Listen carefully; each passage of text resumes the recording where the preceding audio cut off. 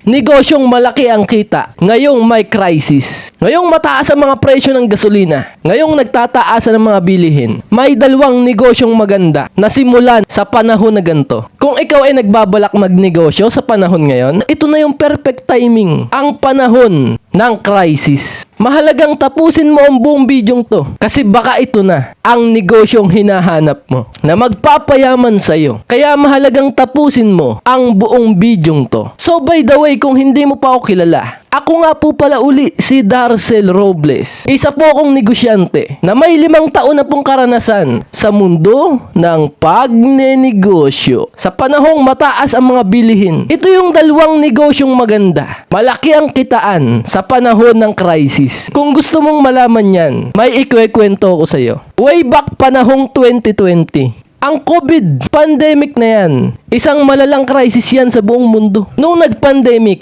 dyan nag-usbungan ng mga gandang negosyo. Nag-usbong dyan ng mga online selling. Online business ang mga nag-usbungan dyan. Mga delivery service, yung mga Grab, Food Panda, at yung mga online grocery na yan, na i-deliver bawat bahay, na hindi mo na kailangan mamalengke. Diyan nag-usbungan ng panahon na yan at pupusta ko. Yung mga may-ari nung negosyong online business na yan, delivery service na yan, diyan pumaldo. Diyan yumaman. Noong panahon ng crisis. Alam mo ba nun? Way back 2021, nag-online business din ako. Sapatos, sa kayang online grocery na yan, online palengke, nagganyan din ako 2021 at dyan ako nakaipon ng malaki. Malaking halagang pera pinampatayo ko ng sinod kong negosyo. Nung pagkatapos kong malugi sa milk tea ko, nakasabay ako dyan sa online grocery na yan. Online business na yan. Nagtinda ako ng sapatos sa online. At yung inay ko may-ari ng sari-sari store. Binigay niya sa akin yung 3 produkto niya na pinakamabenta sa kanyang sari-sari store. Binigay sa akin ng inay ko yun. Alam mo ang tinitinda ko dyan? Alam mo ba yung grocery?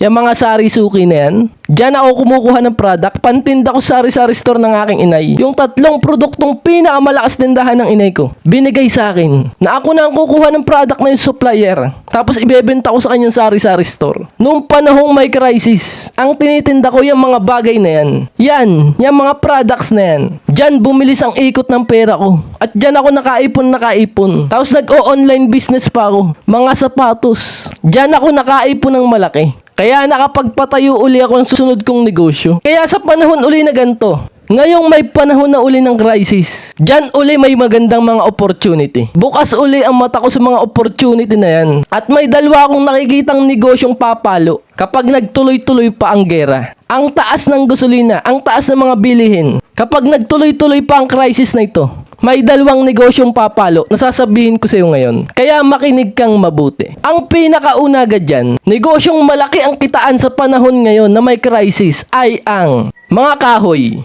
Mga kahoy ang nakikita ko. Napapalong mga negosyo ngayon. Ang taas ng bilihin ng LPG. Alam mo ba yung mga LPG yan? Yung mga ginagamit sa mga kainan, karinderya, mga restaurant. Kahit hindi restaurant, sa mga kanya-kanyang bahay ng mga tao. Gamit na gamit ng LPG. Sa panahon na to, na tumaas ang presyo ng LPG, maraming umaaray dyan sa presyo ng LPG ngayon. At yan ang problema ngayon, na kapag nasolusyonan mo yan, ikaw ang papaldo. Ikaw ang kikita ng malaki. Kasi kailangan nila ang serbisyo mo. Kaya kahoy, yung dating gawin ng pagluluto, yung magpalingas ka ng kahoy. Kung sino makakapag-figure out niyan, na kaya niya mag-supply ng kahoy sa bawat bahay ng mga tao, yan ang papaldo. Yan ang magiging milyonaryo sa panahon ngayon. Ngayong narinig mo to, na yan ang pinakamagandang negosyo sa panahong may crisis na ito, anong gagawin mo? Ang gawin mo, kumuha ka ng mga tambay na kakilala mo. Marami kang tambay na kakilala. Bigyan mo ng pera ang mga yan, mga kahoy lang. Pag nakakuha ng mga kahoy ang mga yan, ibenta mo sa kanya-kanyang bahay. Magkano LPG ngayon? Ibenta mo yung kahoy mo na mas mura sa LPG. Ikaw lang ang magiging middleman. Yung mga tambay ang kukuha ng kahoy. Kukunin mo yon, ibebenta mo sa market, sa mga bahay-bahay. Kapag nagawa mo yan, ikaw ang papaldo sa panahon ngayon. Huwag mong ipagsasabihan. Yan ang isa sa pinakamagandang negosyo. Ngayong mataas ang gasolina, ngayong may crisis na nangyayari sa mundo. Palagi mong tandaan yan. Ito ang panahon na puro problema ang mga tao,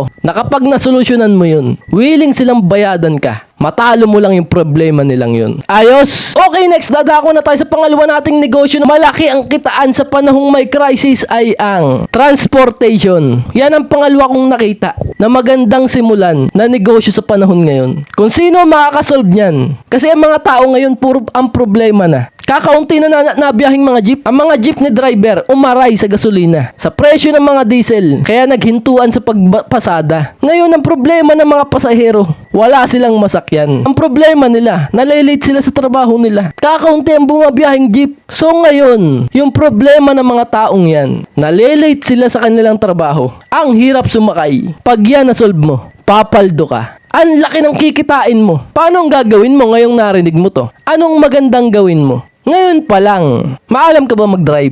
Meron ka ba diyang kakilala mo na may sasakyan na hindi ginagamit? Hiramin mo muna yun, usap kayo. Nabibigyan mo siya ng kita, hiramin mo lang yung sasakyan niya. Maalam ka mag-drive. Ngayon, kasi malilita sa trabaho ang mga yan. Kakaunti ang nabiyahing jeep eh. Ngayon, pag nadaanan mo yun, kausapin mo muna yung mga pasaherong yun. Nasisingilin mo sila ng gantong presyo. Lakihan mo. Kasi hindi naman presyo ang usapan dito eh. Ang problema ng mga tao, wala silang masakyan. Kakaunti na biyahing jeep. Nalilate sila sa kanilang trabaho. Ngayon, pag siningil mo sila ng presyo, papayag yan. Bakit hindi sila papayag? Eh, malilate na sila sa trabaho nila eh. Tapos dumating ka, inalok mo na ihahatid mo sila, papayag yan kahit mahal ang presyo mo. Yan ang pangalawa nating negosyo na malaki ang kitaan sa panahong may crisis. Kaya ako to ginagawa, kaya ako to sinasabi sa'yo. Pinaniniwalaan ko. Sa panahong puro problema ang mga tao, sa panahong may crisis, pinaniniwalaan ko ito yung pinakamagandang oras na magsimulang magnegosyo. Kung wala ka pang negosyo at nagbabalak ang magnegosyo, ito na yung panahon na yon. Ito na yung inaantay mo. Simulan mo na. Ang kalaban natin dito, yung inaantay mo pa yung perfect timing. Inaantay mo pa yung tamang oras kung kailan ka magninegosyo. Kalaban natin tumatanda ka na. Nagkakaedad ka na. Magnenegosyo ka kung kailan matanda ka na. Kasi inaantay mo yung perfect timing eh. Yan ang kalaban natin. Kakaantay mo. Umiidad ka na. Humihina na ang katawan mo. Tumatanda ka na. Pinaniniwalaan ko, ngayong may crisis, ito ang panahon na pinakamagandang negosyo. Sure ball, malaki ang kikitain mo kapag ginawa mo yung dalawang negosyong binigay ko sa'yo. Yan ang pinaniniwalaan ko. Kaya niyayaya kita, inaanyayahan kita. Samahan mo ko sa bagay na to. Magkakampi tayo dito. Palagi tayo mag-usap. Pindutin mo yan, subscribe na yan. Subscribe mo na ako para palagi mo pa ako mapakinggan. Para palagi pa tayo makapagkwentuhan ng ganitong usapan. Niyayaya kita. Tara nang magnegosyo. At palagi tayo mag-usap. Pindutin mo yan, subscribe na yan. Kapwa negosyante ko, abusuhin mo ang oras na to. Minsan lang to dumating sa buhay natin. Ang isang crisis. Kapag negosyante ka, di ka na nalulungkot kapag may mga crisis na yan. Pag mataas ang mga bilihin, gasolina, mas lalo ka pa dapat matuwa.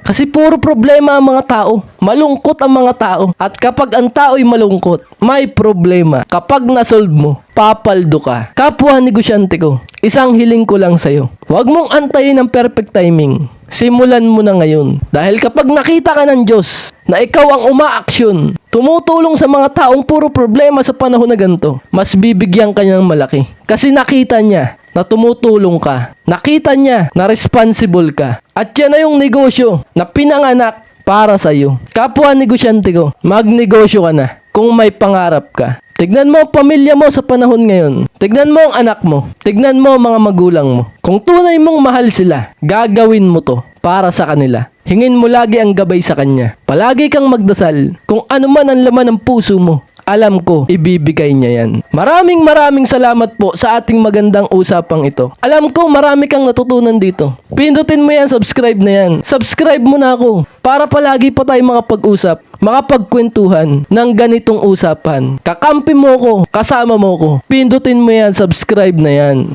At nga pala po, ako po ay nagtuturo kung paano padamihin ng mga tao makikilala ang negosyo mo. Ano yung paraan na yun? Marketing yun. At ang pinakamakapangyarihang marketing ngayon, yan dalawang negosyong tinuro ko sa'yo. Gamitan mo ng pagbablog. Maraming mga tao ang makikilala agad ang bago mong negosyo. Nakapag lagi nilang nasubaybayan yung mga vlog mo, yung mga video mo, malaki ang tsansa, magbayad sila sa'yo. Tuturuan kita mag-vlog. Nagtuturo po ako mag-vlog. Kung gusto mo pong magpaturo sa akin ng isang buong buwan, gagawin po kitang vlogger. Ako na ang bahala sa'yo. Kung hindi mo alam ang sasabihin mo sa harap ng camera, tuturuan kita kung paano magsalita sa harap ng camera. Paano kung mapalamukha sa harap ng camera? Kahit nahihiya ka mag-vlog, magiging makapalamukha mo sa camera kapag naturuan kita. At para libre promotion na, libre marketing na ang negosyo mo. Para dumami ang customer ng negosyo mo. At para makilala ka ng makilala. Sumikat ka kasi magbablog ka na. Mag-text ka lang sa number na yan or mag-comment ka dyan sa baba na magpapaturo ka, sasali ka, natuturuan kita kung paano mag-vlog. At nga pala po, sa mga gusto pong umorder ng ating libro, basahin niyo po ang librong to by Darcel Robles. Itong librong to, sinulat ko sa inyo mga kapwa negosyante ko. Para sa inyo to. Basahin niyo ang librong to. Madami kayong matututunan sa librong to na hindi niyo pa alam. Kapag nabasa mo ang librong to, matured ka na, bihasa ka na sa pagninegosyo mo. Sa mga gusto pong umorder ng ating libro, text nyo lang po ako sa number na yan at ipapadala ko po sa inyo. Bonus, libre kong ipapadala sa inyo kapag ngayon kayo umorder ng ating libro. Kahit saan pa po kayo sa Pilipinas, libre kong ipapadala sa inyo ang librong to. Yan ang bonus ko kapag bumili ka sa panahon nga to ng libro ko. Text mo lang ako sa number na yan sa mga gusto pong umorder ng ating libro. At yun lamang po, maraming salamat po sa ating magandang usapan ngayong gabing ito. Ako'y magpapaalam na po muna. Kita-kita po tayo susunod. Ako po muli, si Darcel Robles, na mag-iiwan po sa inyo po ng katagang ang tamad. Wag na wag mong papakainin. Ciao, bye!